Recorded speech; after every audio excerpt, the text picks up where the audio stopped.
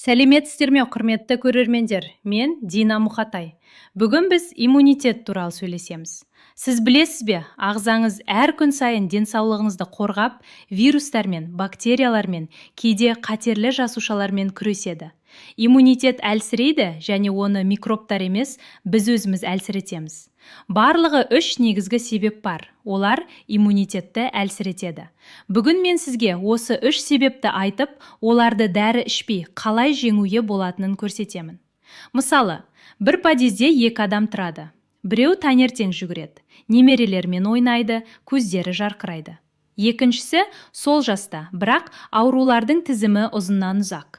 Әр күзде тұмаумен жатады. Неге біреу сау, ал біреу ауырады? Көпшілік генетикасы сондай дейді, бірақ шындық генетика өміріміздің тек 20-25%-ын анықтайды. Қалған 75-80% бұл біздің күнделікті әдеттеріміз, тамақтануымыз, қозғалысымыз, ойымыз. Ауру тек денеге вирус немесе бактерия түскен кезде болмайды. Шын мәнінде олар әр күн, әр сағат біздің ағзамызға түсіп тұрады, бірақ сау иммунитет оларды жеңеді. Егер иммунитет күшті болса, сізге қасындағы адамдар түшкірсе де ауырмайсыз. Мәселе, неге иммунитет әлсірейді? Көп адамдар тек симптомды емдейді. Тамақ ауырады, таблетка қабылдайды. Мұрын бітелді, тамшы тамызады. Температура көтерілді, дәрі ішеді. Бірақ ешкім неге дәл қазір ауру басталды деп сұрамайды. Ағзада ішкі ақаулар біртіндеп жиналып, бір күні бірден әсер етеді. Буындар, қан тамырлары, ми, көңіл-күй, энергия барлығы зардап шегеді. Маған келетін 50 жастан асқан адамдардың көпшілігінде бірдей жағдай. Тізем ауырады, қан қысымым секіріп жатыр, арқам ауырады. Бірақ терең қарасаң, бір ғана проблема емес, бірнеше себеп бар. Сол себептердің ең бастысы үш нәрсе. 1. Тамақтану, тағамдағы зиянды нәрселер. 2. Өмір салты, ұзақ уақыт отыру, қозғалыстың аздығы. 3. Ой мен стресс. Осы үш себепті шешпесеңіз, дәрі ешқандай толық нәтиже бермейді. Өйткені дәрі тек салдарды емдейді. Ал біз бүгін негізгі себептерді қалай жоюға болатынын айтамыз. Бірнеше минуттан кейін мен сізге иммунитетті әлсіртетін бірінші жауды айтамын. Сіз таңғаласыз. Себебі бұл зат дәл қазір сіздің ас үйіңізде тұр. Сіз оны зиянсыз деп ойлайсыз. Сіз оны шайға саласыз, кашаға қосасыз, нанға жағыңыз. Ол сізге таныс, үйреншікті, сондықтан да қауіпті. Мен қант туралы айтып отырмын. Бірақ тыңдаңыз, мен сізге тәттінің зиянды екенін айтып дәріс оқымаймын. Сіз өзіңіз де білесіз. Мен сізге ағзаңызда қантты жегенде нақты не болып жатқанын көрсеткім келеді. Ағзаның иммунитеті бұл күзетші сияқты. Қалыпты жағдайда ол сізді вирустар мен бактериялардан қорғайды. Бірақ егер күнделікті әдеттеріңіз шекер, майлы тағам, стресс, бұл күзетшіні үнемі шаршатса, ол әлсірейді. Өз жұмысын дұрыс істей алмайды. Сол себепті жиі ауырып, ұзаққа созылатын тұмау немесе шаршау пайда болады. Ас үйдегі тәттілер мен ақ нанды үнемі жесеңіз, ағзаңыз әрдайым қорғанысқа шығады. Бірақ демалуға мүмкіндігі жоқ. Бұл ішкі тыныш өрт сияқты. Көрінбейді, сезілмейді, бірақ ағзаны баяу шаршатады. Көп адам маған айтады: мен торт жемеймін ғой, шайға бір қасық қант, не зияны бар? Ендеше санаңыз. Таңертең шайға бір қасық, шамамен 5 грамм қант. Түскі тамақта тағы бір қасық. Сүтке немесе ірімшікке варенье, дүкендік компот. Ақ нанның бір кесегі тағы қант, тек басқа формада. Барлығы тез глюкозаға айналып, кешке дейін күніне 30-50 грамм таза қант жинақталады. Ал денсаулық сақтау министрлігі күніне 25 граммнан аспау керек дейді. Сіз байқамай, нормадан 2 есе асып кеткен боласыз.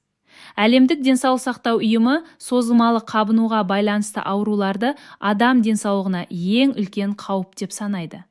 Зерттеулерге сәйкес, дүние жүзіндегі өлімнің 3/5-і созылмалы қабынумен байланысты. Инсульт, диабет, жүрек аурулары, қатерлі ісік. Мен сізді қорқытқым келмейді. Керісінше, нақты шешім ұсынамын. Ол шешім дәл сіздің ас үйіңізде бар қарапайым тағамдарда. Мысалы, пияз. Құрамында кверцетин бар. Ол қабынуға қарсы күшті зат. Пиязды жиі тұтыну суық тиюдің азаюымен байланысты.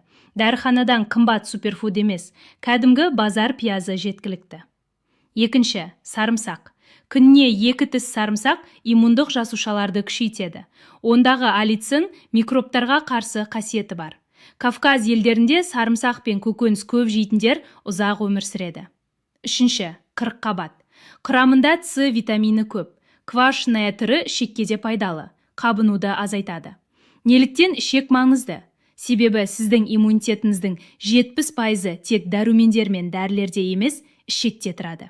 Ішекте триллиондаған пайдалы бактериялар бар. Олар ас қорытумен айналысып қана қоймай, иммундық жасушаларды, қарапайым тілмен айтқанда, тренировкадан өткізеді. Егер пайдалы бактериялар азайса, иммунитет әлсірейді. Ішектен токсиндер қанға түсіп, ағзада қабыну пайда болады. Пайдалы бактерияларды жоятын нәрселер. Қажетсіз антибиотиктер. Кейде дәрігердің тағайындауымен ғана қолдану керек. Өздігінен қолдансаңыз, пайдалы бактериялар өледі, қалпына келуі айлар алады. Клетчатка жоқ тамақ. Пайдалы бактериялар осы клетчаткамен қоректенеді. Ақ нан, макарон, картоп пен колбаса оларды аш қалдырады. Сапасыз су. Хлорланған су ішектегі пайдалы бактерияларға әсер етеді. Қорытындылайтын болсақ, дұрыс тағам мен ішет микрофлорасын сақтау арқылы сіз иммунитетіңізді күшейтіп, созылмалы қабынуды азайта аласыз.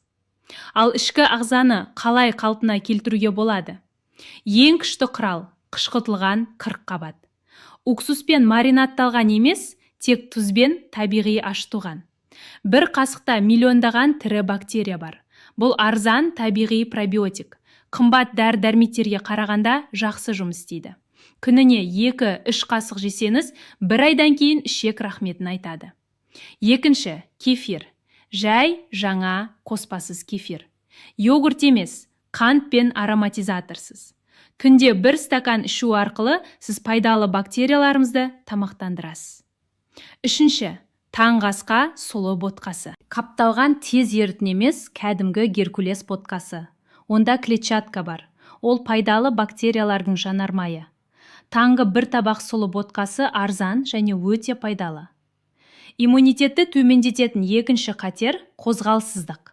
Ұзақ отырсаңыз, иммундық жасушалардың белсенділігі төмендейді. Қабыну артады. Түрлі аурулар тәуекел өседі. Көп адам үшін қозғалу қиын.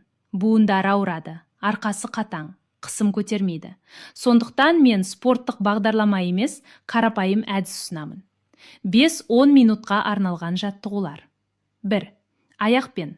Отырғанда немесе жатып, саусақтарды өзіңізге тартып, кері созу. Бұл төменгі аяқтағы лимфаны қозғайды. 2. Қолмен. Қолды көтеріп, жұдырықты қатайтып, ашу. Кейін қолды төмен түсіріп, шайқау. Жоғарғы денедегі лимфаны қозғайды. Диафрагмамен тыныс алу. Тік отырып немесе жатып, терең тыныс алып, қарынды үлкейту. Шығару кезінде ішті тарту. Бұл кеуде мен іштің лимфасын қозғайды. Таңертең 5-10 минут жаттығу жасау лимфаны қозғалдырады. Токсиндер шығады. Иммундық жасушалар дем алады. Сонымен қатар, шығыстық тәжірибеде қарапайым әдіс бар. Денені жеңіл қағу.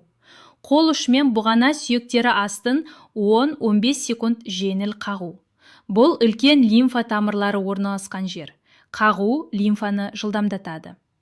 Екінші маңызды аймақ қолдың ішкі жағы, шынтақтан қолтыққа дейін. Бұл жерде лимфа тамырлары өтеді. Олар кеуде клеткасы мен сүт бездерімен байланысты. Бұл әсіресе әйелдер үшін маңызды. Үшінші аймақ аяқтың ішкі жағы, тізеден жамбасқа дейін. Мұнда қуатты лимфа жолы өтеді. Оны қозғау ісікті және аяқтың ауырсынуын азайтады. Барлық жаттығулар аяқ, қол қимылдары, тыныс алу және жеңіл соққылар шамамен 10-15 минутқа созылады. Күн сайын таңертең орындаңыз. 2-3 аптадан кейін сіз айырмашылықты сезесіз. Аяқ жеңілдейді. Таңертеңгі шектелу азаяды. Энергия артады. Иммунитетті әлсірететін үшінші фактор дұрыс емес ұйқы. Терең ұйқы кезінде ғана иммунитет қалпына келеді. Ұйқы бұзылса, иммундық жүйе жұмыс істемейді. Ұйқы иммунитеттің перезагрузкасы. Егер түнгі қалпына келу бұзылса, дене дұрыс қорғана алмайды. Зерттеулер көрсеткендей, аз ұйықтаған адамдар суық тиюге 5 есе жиі ұшырайды. Күндіз дене жұмыс істейді, ал түнде ол қалпына келеді. Иммундық жасушалар жаңартылады, зақымдалған тіндер жөнделеді, ми токсиндерден тазартылады. Бұл тек терең ұйқы кезінде ғана болады. Таңертеңге дейін әр кеш сайын келесі әрекеттерді жасаңыз. Экранды өшіріңіз, жылы шай ішіңіз, тыныс алу жаттығуларын орындаңыз. Бұл жүйке жүйесін тыныштандырады, ұйқыға дайындық береді. Ұйқы болмаса, тамақтану мен қозғалыстың әсері азаяды. 3 күшті құрал: дұрыс тамақ, қозғалыс, ұйқы. Егер осыны орындасаңыз, денсаулықты сақтау оңай. 4-ші қатер – созылмалы стресс. Ол көзге көрінбейді, ауырмайды, анализдерде шықпайды, бірақ иммунитетті әлсіретеді. Тамақтан болатын қабынуды немесе қозғалыс аздығын байқауға болады, мысалы буын ауруы. Ал стресс сырттан көрінбейтін, бірақ іштен ағзаға зиян келтіретін үлкен қауіп. Сондықтан жүйкеңізді сақтаңыз. Ауру жазылмайтын нәрсе емес, ол көбіне біздің өмір салтымызға байланысты. Шамамен 70-80% біздің денсаулығымыз өзіміздің қолымызда. Дәрігерде немесе дәрі-дәрмекте емес. Ауырмаңыздар, өздеріңізді күтіңіздер, денсаулықтарыңыз мықты болсын.